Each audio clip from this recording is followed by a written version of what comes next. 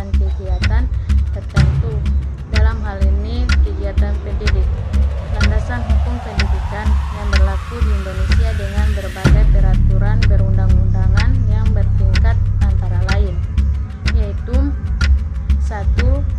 Pendidikan menurut Undang-Undang Dasar 1945. Yang kedua, Undang-Undang RI Nomor 20 Tahun 2003 tentang Sistem Pendidikan Nasional. Yang ketiga, Undang-Undang RI Nomor 14 Tahun 2005 tentang guru dan dosen.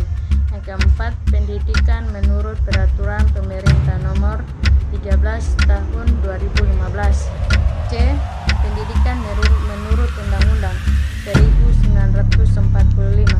Undang-Undang Dasar 1945 adalah merupakan hukum tertinggi di Indonesia. Semua peraturan perundang-undangan yang lain harus tunduk atau tidak boleh bertentangan dengan Undang-Undang Dasar ini.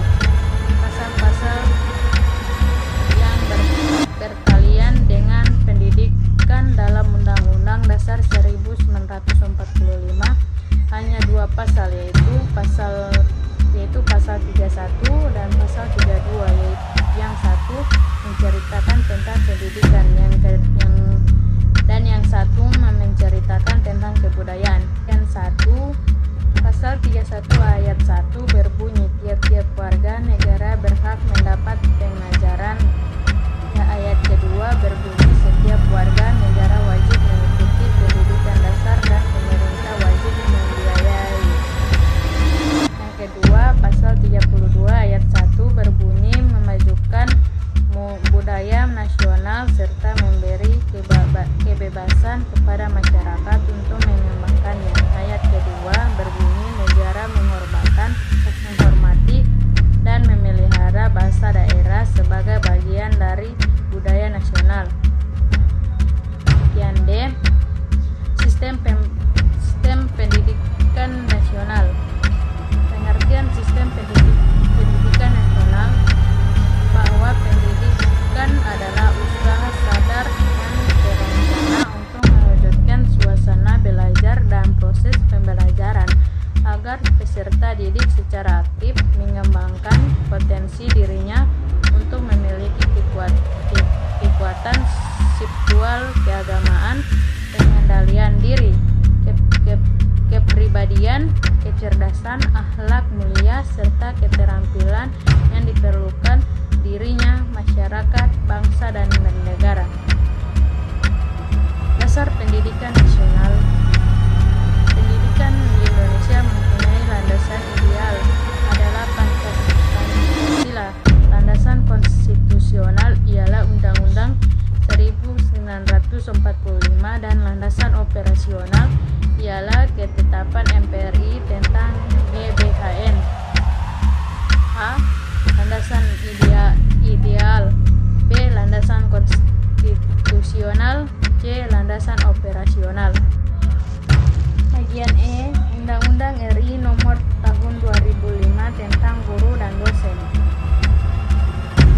Undang-Undang Nomor 14 Tahun 2005 tentang guru dan dosen menegaskan bahwa guru dan dosen wajib memiliki kualifikasi akademik, kompetensi, sertifikat pendidik, sehat jasmani dan rohani, dan memenuhi kualifikasi lain yang dipersyaratkan satuan pendidikan tinggi tempat bertugas serta memiliki kemampuan untuk mewujudkan tujuan pendidikan nasional.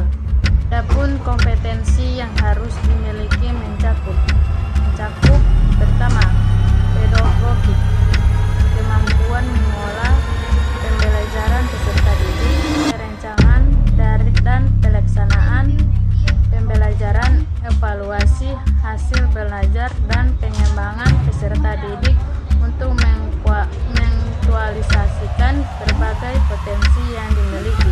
Yang kedua, kepribadian. Kemampuan kepribadian yang mantap, stabil, dewasa, arif, dan berwibawa, menjadi teladan bagi peserta didik dan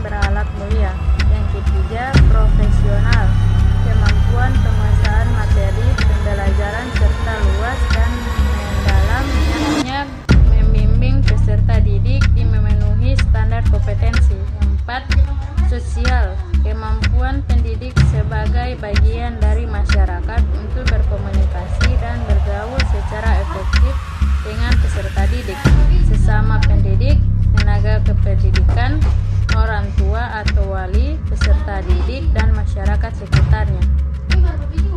Undang-Undang Guru dan Dosen Nomor 14 Tahun 2005 menyebutkan bahwa hak guru dan dosen antara lain yang pertama, memperoleh penghasilan di atas kebutuhan hidup, minum dan jaminan kesejahteraan sosial. Yang kedua, mendapatkan promosi dan penghargaan sesuai dengan tugas dan prospeksi kerja. Yang ketiga, memperoleh perlindungan dalam melaksanakan tugas dan hak atas kekayaan intelektual. Keempat, memperoleh kesempatan untuk meningkatkan kompetensi. Yang kelima, memperoleh dan memanfaatkan secara dan prasarana pembelajaran untuk menunjang kelancaran tugas keprofesional. Yang keenam, memperoleh rasa aman dan jaminan keselamatan dalam melaksanakan tugas. Yang ketujuh, memiliki kebebasan untuk berserikat dalam organisasi profesi. Yang kedelapan, memperoleh kesempatan untuk mengembangkan dan meningkatkan kualifikasi akademik dan kompetensi. Dan nomor 9, memperoleh pelatihan dan pengembangan profesi dalam bidangnya. Berikut yang terakhir, pendidikan dan pembangunan nasional. Yang pertama, hakikat pembangunan. Hakikat pembangunan nasional adalah pembangunan manusia Indonesia seutuhnya dan pembangunan masyarakat Indonesia seluruhnya.